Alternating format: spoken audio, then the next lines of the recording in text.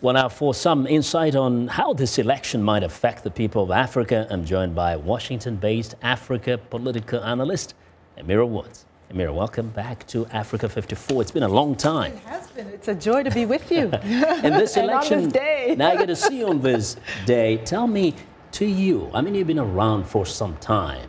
Have you seen anything like this? Well, Vincent, I remember I was with you a few years back when Obama's first term happened, and we were on election coverage then.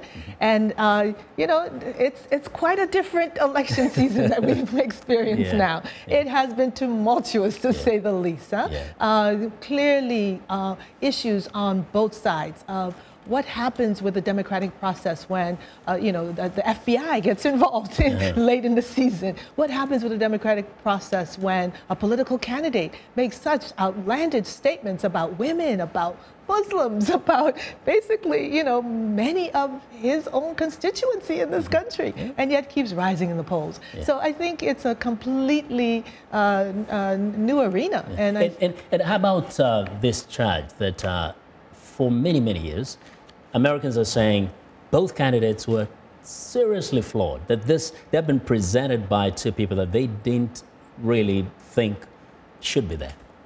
Well, without a doubt, what you saw was a lot of enthusiasm for change. The Bernie Sanders effect that took hold, particularly with young people in this country, all around this country.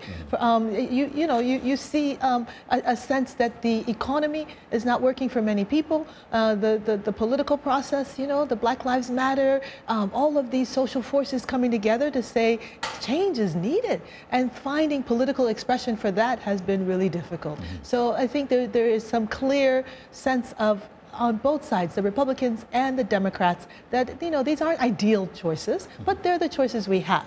And I guess I was actually surprised today to see the polling stations in Maryland, right, with long lines, longer lines than even during the Obama election time, quite frankly, at sort of my local polling station, and to see that I think the turnout today in many areas will be brisk, and I think that will have a critical effect on the outcome. And that is key. If both candidates want you know, voters to really turn out in big numbers. But you know, many on the continent of Africa have been watching these elections very keenly. They're analyzing it. But throughout the campaign, there was so much vitriol. Do you think perhaps in that vitriol, in that acrimony, people may have missed out on really what is the substance? What is it that the two candidates really bring? It's like policy? What's policy? Nobody's debating policy. So I'm so happy to be with you today and to have opportunity to talk about policies in terms of how the U.S. engages with Africa. Because quite frankly, throughout this election campaign,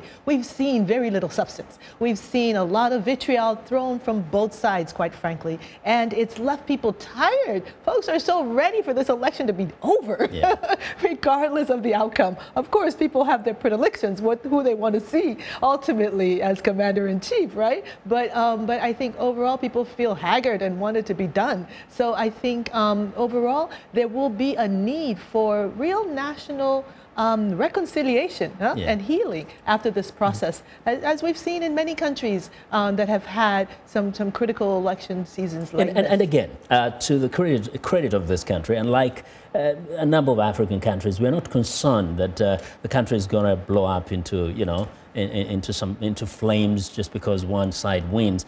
At least African voters and citizens will remember that this country will remain intact. Things will continue functioning even after tomorrow, regardless of what happens. Well, that's the hope, right? But I think what you see are real fissures in the American electorate and in the American population.